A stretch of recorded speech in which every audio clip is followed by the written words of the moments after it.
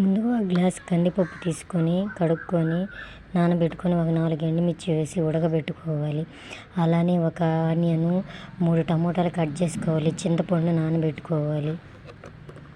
మెత్తగా ఉడికిపోయింది. మనం కట్ చేసి పెట్టుకున్న ఆనియన్స్ టమోటా ముక్కలు వేసి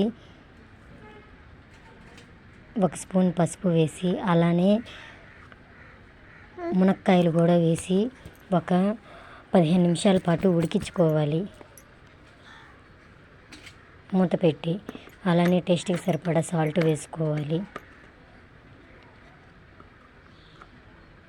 మెత్తగా ఉడికిపోయింది. పప్పు గుత్తి తీసుకొని బాగా రుబ్బుకోవాలి. అలానే చింతపండు పులుసు కూడా పోసుకోవాలి.